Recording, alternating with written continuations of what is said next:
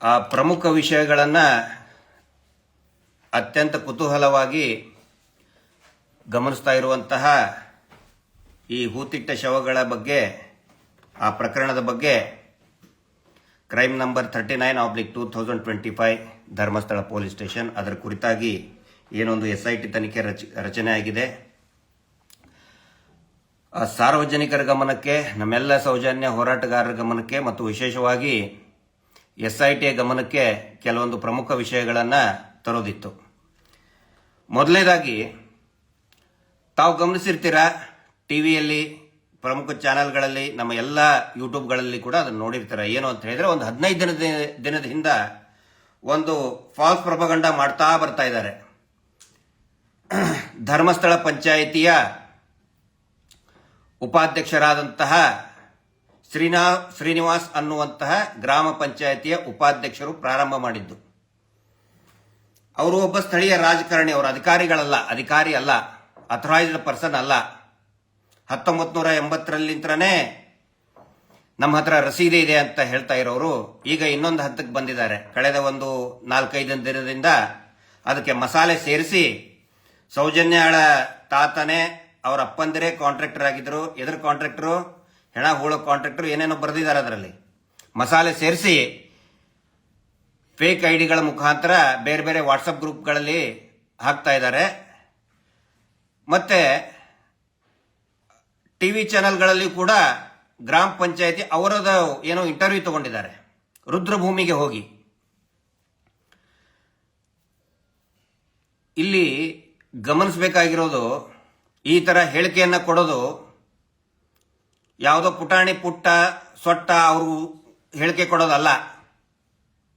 ಆ ಜಿಲ್ಲೆಯಲ್ಲಿ ಇರ್ತಕ್ಕಂತಹ ಗ್ರಾಮ ಪಂಚಾಯತಿ ಅಂತ ಒಂದೊಂದು ಸರ್ಕಾರಿ ಇಲಾಖೆ, RDPR, rural development and panchayat Raj ಅಂತ ಇಲಾಖೆ ಇದೆ. ಅದಕ್ಕೆ ಅಧಿಕಾರಿಗಳಿದ್ದಾರೆ, PDOದಿಂದ ಸೆಕ್ರೆಟರಿ ಲೆವೆಲ್ಗಳೇ ಅಧಿಕಾರಿಗಳಿದ್ದಾರೆ. ಅವರು ಉತ್ತರ ಕೊಡಬೇಕು. ನಾವು ಈ ವರ್ಷ ಇಷ್ಟು ಏನೋ ಹೆಣಗಳನ್ನು ಹೂತು ಹಾಕುವಂತ ಅಧಿಕೃತ ಕೆಲಸ ಅಲ್ಲ. ಇವರು ಮೊದಲು ಹೇಳ್ತಾರೆ ಏನಂತ, ನಮ್ಮಲ್ಲಿ ಸಫಾಯಿ ಕರ್ಮಚಾರಿಗಳು ಇದ್ರು ಅಂತ ಮೊದಲು ಹೇಳ್ತಾರೆ.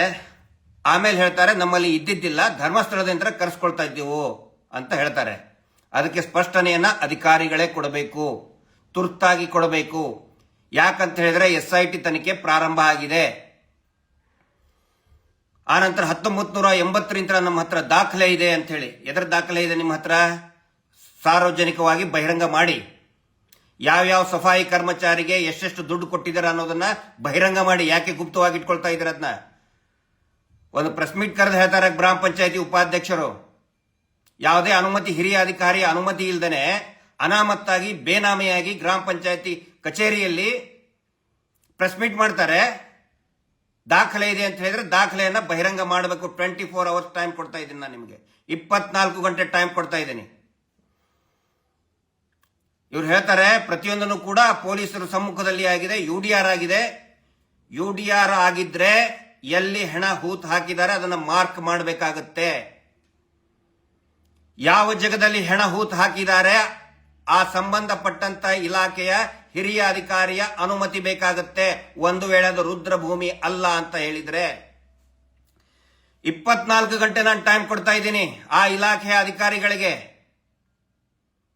24 ಗಂಟೆ ಟೈಮ್ ನೀವು ಇವರು ನಿಮ್ಮ ಪಂಚಾಯತಿ ಉಪಾಧ್ಯಕ್ಷರು ಹೇಳಿ ಒಂದಿಷ್ಟು ಫೇಕ್ ಅಕೌಂಟ್ ಮುಖಾಂತರ ಹೇಳ್ತಾ ಇದಾರಲ್ಲ, 1980 ದಾಖಲೆ ಇದೆ ಅಂತ ಹೇಳಿ.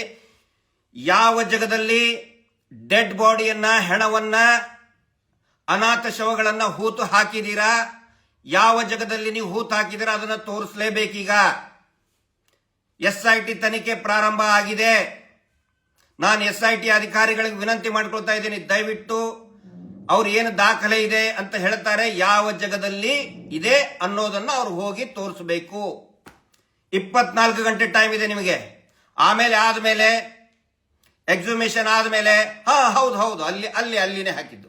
ಇನ್ನೊಂದು ಕಡೆ ತೆಗಿತಾರೆ, ಹೌದು ಅಲ್ಲೇ ಹಾಕಿದ್ದು. ಡ್ರಾಮಾ ಬೇಡ, ನಾಟಕ ಬೇಡ, ಈಗಲೇ ತೋರಿಸಬೇಕು. ಆ ವ್ಯಕ್ತಿ ಭೀಮಾ ಅನ್ನುವಂತಹ ವ್ಯಕ್ತಿ ನಿರಂತರವಾಗಿ ಟಾರ್ಗೆಟ್ ಮಾಡ್ತಾ ಇದ್ದೀರಿ ಅವನ ಮೇಲೆ.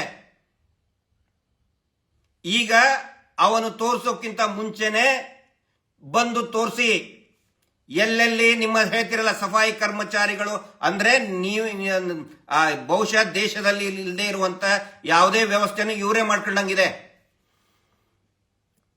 ನಾವು ಅಲ್ಲಿ ಇನ್ನೊಂದು ಹೇಳ್ತಾರಿಲ್ಲ, ಕಾಡಿನಲ್ಲಿ ಹೂತ್ ಹಾಕ್ತಿದ್ರು, ಅಲ್ಲಲ್ಲೇ ಹೂತ್ ಹಾಕ್ತಾ ಇದ್ರು.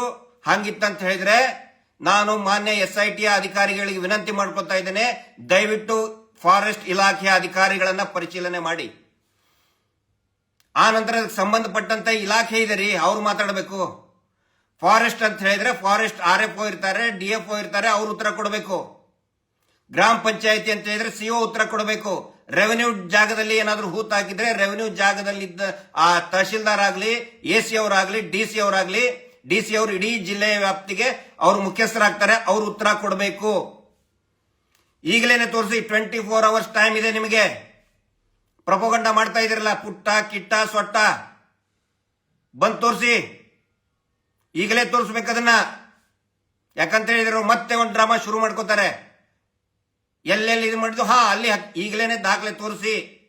ಯಾವ ಸಫಾಯಿ ಕರ್ಮಚಾರಿಗೆ ನೀವು ಎಷ್ಟು ದುಡ್ಡು ಕೊಟ್ಟಿದ್ದೀರಿ, ಬಿಲ್ ಪೇಮೆಂಟ್ ಆಗಿದೆ ತೋರಿಸಿ. ಈಗ ಸಾರ್ವಜನಿಕವಾಗಿ ಬಹಿರಂಗ ಮಾಡಿ, ಕದ್ದು ಮುಚ್ಚಿ ಆಟ ಆಡೋದಲ್ಲ.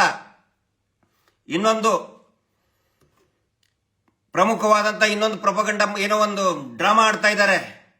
ಈ ಡ್ರಾಮಾ ಒಂದು ತಿಂಗಳಿಂದ ಜೋರಾಗಿದೆ. ಯಾವಾಗ ಲೆಟರ್ ಬಂತು, ಶ್ರೀಯುತ ಓಜಸ್ವಿ ಗೌಡ ಮತ್ತು ಸಚಿನ್ ದೇಶಪಾಂಡೆ ಅವರ ಒಂದು ಲೆಟರ್ ಬಂತು, ಒಬ್ಬ ವ್ಯಕ್ತಿ ಮುಂದೆ ಬಂದಿದ್ದಾನೆ ಅಂತ ಹೇಳಿದ ಮೇಲೆ ಪ್ಲಾಸ್ಟಿಕ್ ಮುಕ್ತ ಧರ್ಮಸ್ಥಳ ಇನ್ನೂ ಜೋರು ಮಾಡಿದ್ದಾರೆ. ಅದನ್ನ ಫ್ರೀ ಪ್ಲಾಸ್ಟಿಕ್ ಡ್ರೈವ್.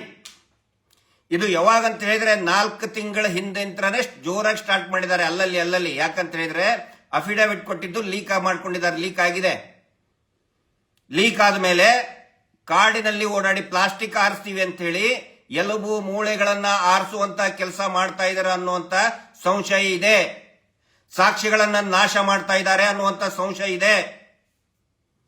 ದಯವಿಟ್ಟು ಅಲ್ಲಿರ್ತಕ್ಕಂಥ ಪೊಲೀಸ್ ಅಧಿಕಾರಿಗಳಿಗೆ, ಬೆಳ್ತಂಗಡಿ ಪೊಲೀಸ್ ಅಧಿಕಾರಿಗಳಿಗೆ, ಧರ್ಮಸ್ಥಳದ ಪೊಲೀಸರಿಗೆ, DYSP ಬಂಟ್ವಾಳ ಅವರಿಗೆ ಸಾಕ್ಷಿಗೆ ಪ್ರೊಟೆಕ್ಷನ್ ಕೊಡಕ್ಕಾಗುದಿಲ್ಲ ಅಂತ ಹೇಳಿ ಒಂದು ಪ್ರಪೋಸಲ್ ಇಟ್ಟಿದ್ದೀರಲ್ಲ, ಅವ್ರಿಗೆ ಹೇಳ್ತಾ ಇದ್ದೀನಿ ನಾನು,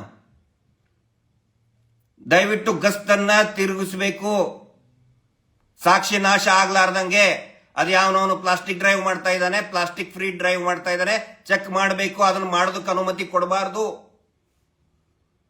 ಯಾವುದೇ ರೀತಿಯಾದಂತಹ ಇಲ್ಲಿ ಡ್ರಾಮಾ ನಾಟಕ ಆಡುವಂತ ಬಡ್ಡಿ ಪೂಜ್ಯರು ಮಾಡ್ತಾ ಇರುವಂತ ಡ್ರಾಮಾಕ್ಕೆ ಅವಕಾಶ ಕೊಡಬಾರದು. ಸಾಕ್ಷಿ ಮಾಡೋದಕ್ಕೆ ಎಲ್ಲಾ ಪ್ರಯತ್ನಗಳನ್ನ ಮಾಡ್ತಾ ಇದ್ದಾರೆ.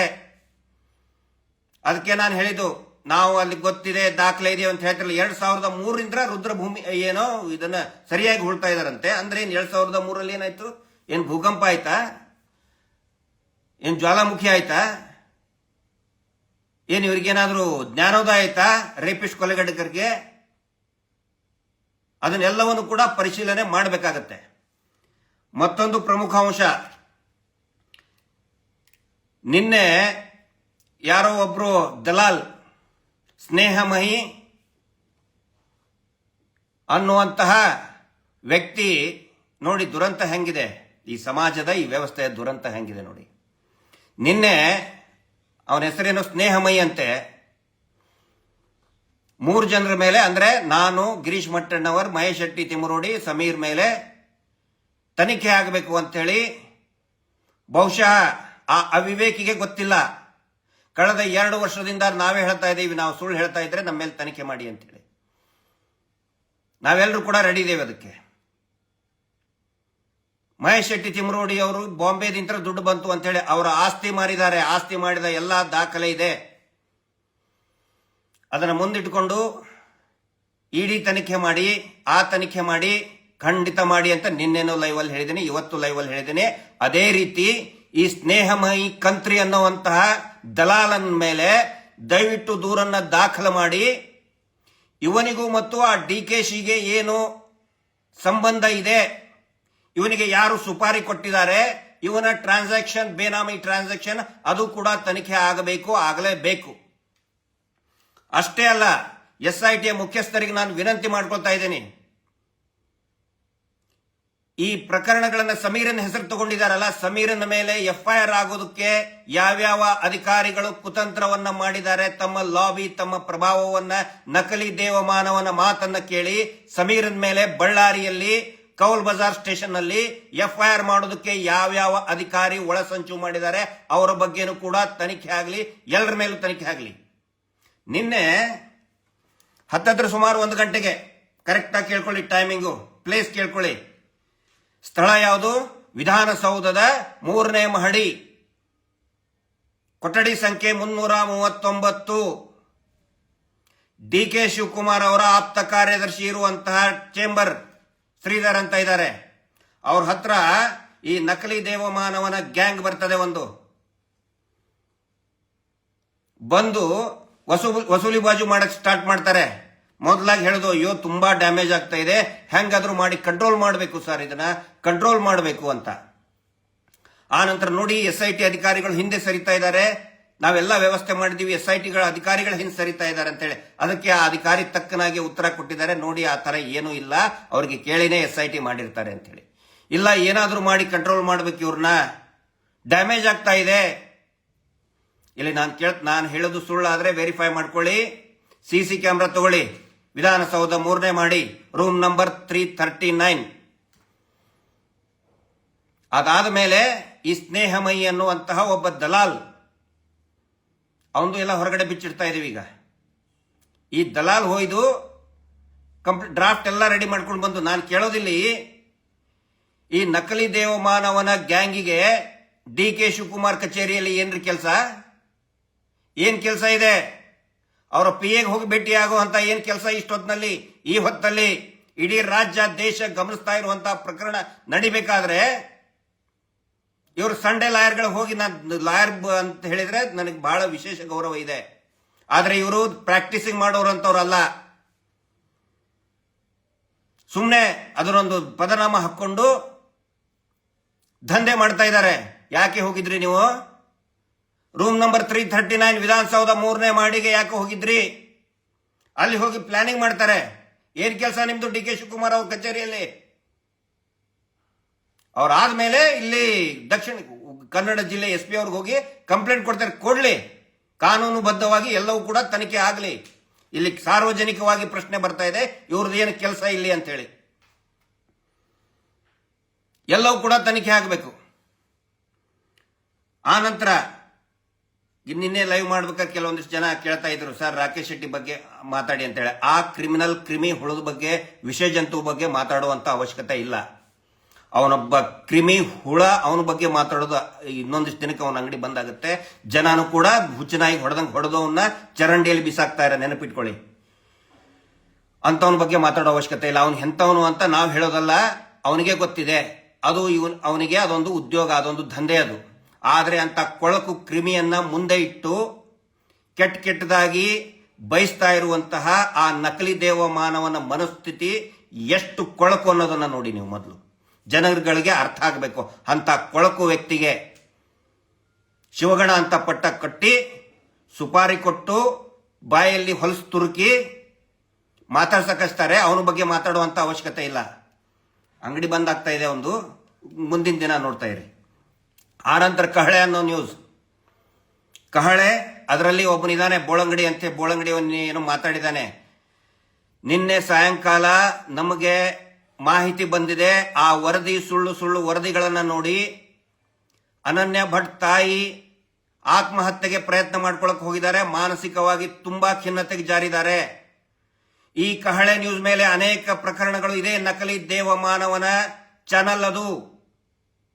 ಸುಳ್ಳು ಪ್ರಚಾರ ಮಾಡೋದ್ರ ಮೇಲೆ ಹಿಂದೆ ಸಾಕಷ್ಟು ದೂರುಗಳನ್ನು ಕೊಟ್ಟರು ಕೂಡ ಆ ಬೆಳ್ತಂಗಡಿಯ ಪೊಲೀಸರು ಪ್ರಕರಣ ದಾಖಲು ಮಾಡಲಿಲ್ಲ. ನಾನು SIT ಗಮನಕ್ಕೆ ತರ್ತಾ ಇದ್ದೀನಿ. ಅವ್ರಿಗೆ ಏನಾದ್ರೂ ಆದ್ರೆ ಈ ಕಹಳೆ ನ್ಯೂಸ್ ಅವರೇ ನೇರ ಕಾರಣ ಆಗ್ತಾರೆ. ಈ ನಕಲಿ ದೇವಮಾನವನೇ ನೇರವಾಗಿ ಕಾರಣ ಆಗ್ತಾನೆ. ಅವನ ಗ್ಯಾಂಗ್ ಏನಿದೆ ಅದೇ ನೇರ ಕಾರಣ ಆಗುತ್ತೆ. ಅದ್ರ ಬಗ್ಗೆ ನೀವು ದಯವಿಟ್ಟು ವಿಶೇಷ ಗಮನವನ್ನು ಹರಿಸಬೇಕು. ಒಬ್ಬ ದೂರುದಾರ, ಆ ಮಹಿಳೆ, ಒಂಟಿ ಮಹಿಳೆ, ಅಸಹಾಯಕ ಮಹಿಳೆ, ಕೆಟ್ಟದಾಗ ಬರೀತಾ ಇದ್ದಾರೆ. ಏನೇನೋ ಕ್ಯಾರೆಕ್ಟರ್ ಸರಿ ಇದ್ದಿದ್ದಿಲ್ಲ, ಅದು ಸರಿ ಇದ್ದಿದ್ದಿಲ್ಲ, ಇದು ಸರಿ ಇದ್ದಿದ್ದಿಲ್ಲ ಅಂತೇಳಿ ಯಾರಿಗೆ ರೈಟ್ಸ್ ಕೊಟ್ಟವ್ರು ಇದ್ರು? ದಯವಿಟ್ಟು ಅವರೆಲ್ಲರ ಮೇಲೂ ಕೂಡ ಕ್ರಮ ಕೈಗೊಳ್ಳಬೇಕು. ಆ ಕಹಳೆ ನ್ಯೂಸ್ ಎಂತ ಕಚ್ಚಡ ಹೊಲಸು ಕಹಳೆ ಬರಿತಾ ಇದ್ದಾನೆ ಅನ್ನೋದು ಗೊತ್ತಿದೆ. ಆ ಬೋಳಂಗಡಿ ಅನ್ನೋದು ಲೋಫರ್, ಅವನು ಬೋಳಂಗಡಿ ಅಂತ ಲೋಫರ್. ಸೌಜನ್ಯ ಪ್ರಕರಣದಲ್ಲಿ ಸೌಜನ್ಯ ಒಳ ಉಡುಪಿನ ರಹಸ್ಯ ಅಂತ ಥರ್ಡ್ ಕ್ಲಾಸ್ ಬೊಗಳ್ತಾ ಇರ್ತಾನ ಅವನು ಬೋಳಂಗಡಿ ಅನ್ನೋನು. ಎಷ್ಟೊಂದು ಕಂಪ್ಲೇಂಟ್ ಕೊಟ್ಟಿದೆ ಬೆಳ್ತಂಗಡಿ ಧರ್ಮಸ್ಥಳ ಪೊಲೀಸರು, ಇದುವರೆಗೂ ಕೂಡ ಅವನ ಮೇಲೆ ಯಾವುದೇ ಆಕ್ಷನ್ ತಗೊಳ್ಳಿಲ್ಲ. ರೇಪ್ ವಿಕ್ಟಿಮ್ ಮೇಲೆ, ರೇಪ್ ವಿಕ್ಟಿಮ್ ಫ್ಯಾಮಿಲಿ ಮೇಲೆ ಕೆಟ್ಟದಾಗ ಬೈತಾ ಇದ್ದಾರೆ. ವರ್ಮಾ ಕಮಿಟಿ ಇದೆ, ವರ್ಮಾ ಕಮಿಟಿ ಪ್ರಕಾರ ರೇಪ್ ವಿಕ್ಟಿಮ್ ಮೇಲೆ, ಅವರ ಫ್ಯಾಮಿಲಿ ಮೇಲೆ ಕೆಟ್ಟದಾಗ ಬೈಬಾರ್ದು, ಟಾರ್ಗೆಟ್ ಮಾಡಬಾರ್ದು ಅಂದ್ರೂ ಕೂಡ ಈ ನಾಲಾಯಕ್ ಬೋಳಂಗಡಿ ಅನ್ನುವಂತಹ ಎಲಬು ತಿಂದು ಮಾತಾಡುವಂತಹ ವ್ಯಕ್ತಿ ಅವನು ಕಹಳೆ ನ್ಯೂಸ್ ನಲ್ಲಿ ಬೊಗಳ್ತಾ ಇರ್ತಾರೆ. ಇದುವರೆಗೂ ಕೂಡ ಬೆಳ್ತಂಗಡಿ ಪೊಲೀಸ್ ಸ್ಟೇಷನ್ ಬಂಟ್ವಾಳದವರು DSP ಆದಂತವ್ರು ಯಾವುದೇ ಕ್ರಮ ಕೈಗೊಂಡಿಲ್ಲ. ಯಾಕೆ ಕ್ರಮ ಕೈಗೊಂಡಿಲ್ಲ? ಸಮೀರ್ ಒಂದು ವಿಡಿಯೋ ಬಂದ ತಕ್ಷಣ FIR ಮಾಡ್ತೀರಿ ನೀವು, ಯಾಕೆ ಕಹಳೆ ಮೇಲ್ ಮಾಡಲಿಲ್ಲ ಇನ್ನುವರೆಗೆ? ಇದು ನೇರವಾಗಿ ಗೊತ್ತಾಗ್ತಾ ಇದೆ ಸಾರ್ವಜನಿಕರಿಗೆ. ಅಲ್ಲಿಯ ಪೊಲೀಸರು ಯಾವ ರೀತಿ ಶಾಮೀಲಾಗಿದ್ದಾರೆ, ಕೊಲೆಗಡಕರ ಜೊತೆಗೆ ಯಾವ ರೀತಿ ಶಾಮೀಲಾಗಿದ್ದಾರೆ ನೇರವಾಗಿ ಕಾಣ್ತಾ ಇದೆ. ನಾವು ತಪ್ಪು ಮಾಡಿದ್ರೆ ನಮ್ಮ ಮೇಲೆ ಕೇಸ್ ಮಾಡಿ, ನಾವೇನಾದ್ರೂ ತಕರಾರು ಮಾಡಲ್ಲ, ಕ್ರಮ ಕೈಗೊಳ್ಳಿ. ತಕರಾರು ಮಾಡಿಲ್ಲ ಯಾವತ್ತಿಗೂ ಕೂಡ. ಅವ್ರನ್ನ ಯಾಕೆ ಸುಮ್ಮನೆ ಬಿಡ್ತಾ ಇದ್ರಿ, ಬೊಗಳಾಕ್ ಬಿಡ್ತಾ ಇದ್ರಿ? ರಾಕೇಶ್ ಶೆಟ್ಟಿ ಆ ಒಬ್ಬ ಯಾರು ಭೀಮಾ ಇದ್ದಾನೆ, ದಲಿತ ಕುಟುಂಬದಿಂದ ಬಂದವನು, ಬೇಕು ಅಂದ್ರೆ ಕೆಟ್ಟದಾಗ ಬೈತಾ ಇದ್ದಾನೆ. ಯಾಕೆ ಸೋಮೋಟೋ ಕೇಸ್ ರಿಜಿಸ್ಟರ್ ಮಾಡಲಿಲ್ಲ? ಸಮೀರಿನ ಮೇಲೆ 2 FIR ಮಾಡಿದ್ದೀರಾ ನೀವು. ನಾಚಿಕೆ ಆಗಲ್ಲ ನಿಮ್ಗೆ ಪೊಲೀಸರಿಗೆ? ಎಷ್ಟು ವರ್ಷದ ಇನ್ನು ಎಲ್ಲಿವರೆಗೆ ಕಾಯ್ತೀರ, ಕಾಪಾಡ್ತೀಯ ಆ ನಕಲಿ ದೇವಮಾನ ಲೋಫರ್ 420ನ? ಮೊನ್ನೆ ಹೇಳ್ತಾವ ಇದರಲ್ಲಿ ಅಫಿಡವಿಟ್ ಅಲ್ಲಿ ಬರೆದು ಕೊಟ್ಟಿದ್ದಾನೆ ಅವನು ಅಂತ. ಅಫಿಡವಿಟ್ ಅಲ್ಲಿ ಬರೀತಾನೆ ಏನು ಅಂತ, ನಾವು ಫ್ರೀ ಮೀಲ್ಸ್ ಅಂತ, ನಾಲೈಕ್ ಫ್ರೀ ಮೀಲ್ಸ್ ಅದ್ರದ್ದು ಹೇಳ್ತಾ ಇದ್ದೀನಿ. ಅದ್ರದ್ದು ಈ ನೆಕ್ಸ್ಟ್ ನನ್ನ ಇನ್ಸ್ಟಾದಲ್ಲಿ ಕೂಡ ಅದು ರಸೀದಿ ಕಾಪಿ ಹಾಕ್ತಾ ಇದ್ದೀನಿ, ದಯವಿಟ್ಟು ಎಲ್ಲರೂ ಗಮನಿಸಿ. ಬೆಂಗಳೂರಿಂದ ವಾಸಂತಿ ಅನ್ನೋ ಒಬ್ಬ ಭಕ್ತರವರು, ದೇವಸ್ಥಾನದ ಭಕ್ತರು 20 ಲಕ್ಷ ರೂಪಾಯಿಯನ್ನ ಅನ್ನದಾನಕ್ಕಾಗಿ 20 ಲಕ್ಷ ರೂಪಾಯಿಯನ್ನ 2023ರಲ್ಲಿ ದೇಣಿಗೆಯಾಗಿ ಕೊಟ್ಟಿದ್ದಾರೆ. ಇದೇ ನಕಲಿ ದೇವಮಾನವ ಸಹಿ ಮಾಡಿ ಕೊಟ್ಟಿದ್ದಾನೆ, ರಿಸಿಪ್ಟ್ ಕೊಟ್ಟಿದ್ದಾನೆ. 20 ಲಕ್ಷ ನಂಬರ್ ಕೂಡ, ರಸೀದಿ ನಂಬರ್ ಕೂಡ ಹೇಳ್ತಾ ಇದ್ದೀನಿ. ರಸೀದಿ ನಂಬರ್ 254/23/24. 20 ಲಕ್ಷ ರೂಪಾಯಿ ಕೊಟ್ಟಿದ್ದಾರೆ ಪಾಪ ದಾನಿಗಳು ಅನ್ನದಾನಕ್ಕೆ ಅಂತ ಹೇಳಿ. ಇವ್ರು ಕೊಟ್ಟಿದಾನ? ಯಾರು ಕೊಟ್ಟರು ದುಡ್ಡು? ಅದಕ್ಕೆ ಲಕ್ಷಾಂತರ ದಾನಿಗಳು, ಭಕ್ತರು ಕೊಡ್ತಾ ಇದ್ದಾರೆ ದುಡ್ಡನ್ನ. ಆ ದುಡ್ಡಲ್ಲಿ ಇವರು ಅನ್ನದಾಸೋಹ ಅಂತ ಮಾಡಿ ಅದನ್ನು ಮತ್ತೆ ಇವರ ಮೇಲೆ ನೋಡಿ. ಒಂದು ತುಂಬಾ ಸರಳ ಪ್ರಶ್ನೆ ಕೇಳ್ತಾ ಇದ್ದೀನಿ.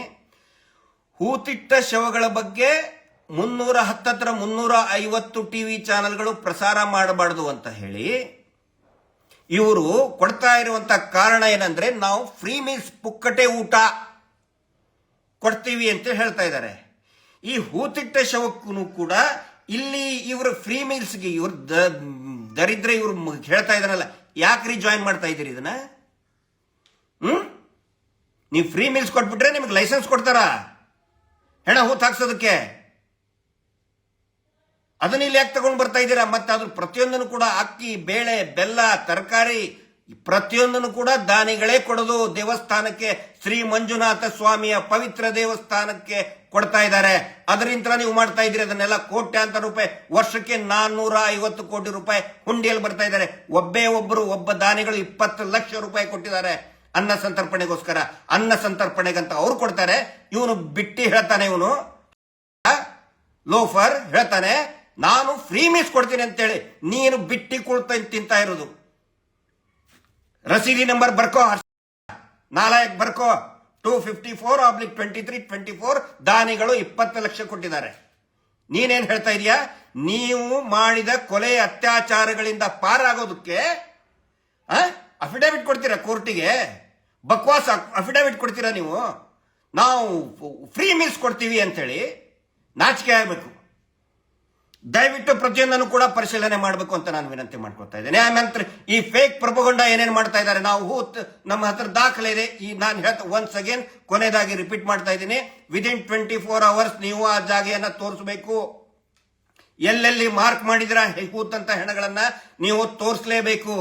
ಇಲ್ಲ ಅಂತ ಹೇಳಿದ್ರೆ ಈಗಾಗಲೇ ಪ್ರೂವ್ ಮಾಡ್ಕೊಂಡು ಬಿಟ್ಟಿದ್ದೀರಾ. ಈ 350 ಜನರ ಮೇಲೆ ಕೇಸ್ ಹಾಕಿ ಪ್ರಸಾರ ಮಾಡಬಾರ್ದು ಅಂತ ಕನ್ಫರ್ಮ್ ಆಗಿಬಿಟ್ಟಿದೆ. ನೀವೇ ಮಾಡಿದ್ದು, ನಿಮ್ಮ ಗ್ಯಾಂಗೇ ಮಾಡಿದ್ದು ಅಂತ ಹೇಳಿ. ಈಗ ಇನ್ನೂ ಒಂದು ಅವಕಾಶ ಕೊಡ್ತಾ ಇದ್ದೀನಿ, ಕೊನೆ ಅವಕಾಶ ನಿಮಗೆ. 24 ಗಂಟೆಗಳಲ್ಲಿ ತೋರಿಸಬೇಕು.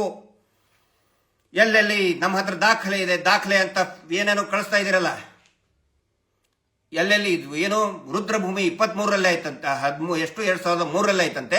ಅದಕ್ಕಿಂತ ಮುಂಚೆ ನಾವು ಅಲ್ಲೆಲ್ಲಿ ಹೂತಾಕ್ತಿದ್ರು ಅಂತ ಹೇಳಿ ಅದಕ್ಕೆ ಸಂಬಂಧಪಟ್ಟಂತ forest department, revenue department, police department ಕೂಡ ಉತ್ತರ ಕೊಡಬೇಕೀಗ. ಬೆಳ್ತಂಗಡಿ ಪೊಲೀಸರು ಉತ್ತರ ಕೊಡಬೇಕು. ಎಲ್ಲೆಲ್ಲಿ ಹೂತ್ ಹಾಕಿ ಹೌದು UDR ಸ್ವಾಮಿ ಅದು ನಾವು ಇಂತಲ್ಲಿ ಮಾರ್ಕ್ ಮಾಡಿದೀವಿ ಅಂತೇಳಿ ತೋರಿಸಬೇಕು. ಇಲ್ಲ ಅಂತ ಹೇಳಿದ್ರೆ ಇವ್ರು ಎಲ್ಲರನ್ನು ಕೂಡ ಅರೆಸ್ಟ್ ಮಾಡಬೇಕು. ಎಲ್ಲೆಲ್ಲಿ ಜಾಗ ಸಿಗ್ತದೆ ಆ ಜಾಗ ಯಾವ ಇಲಾಖೆಗೆ ಸಂಬಂಧಪಟ್ಟಿದ್ದು ಆ ಜಾಗ ಅಧಿಕಾರಿಗಳನ್ನ ಆ ವರ್ಷದಿಂದ ಇಲ್ಲಿವರೆಗೆ ಯಾರ್ಯಾರಿದ್ದಾರೆ ಎಲ್ಲರ ಮೇಲೂ ಕೂಡ ಎನ್ಕ್ವೈರಿ ಆಗಬೇಕು.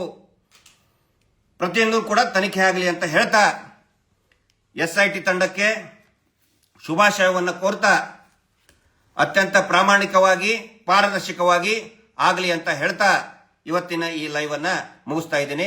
Justice for Sowjanya. ನಮಸ್ತೆ.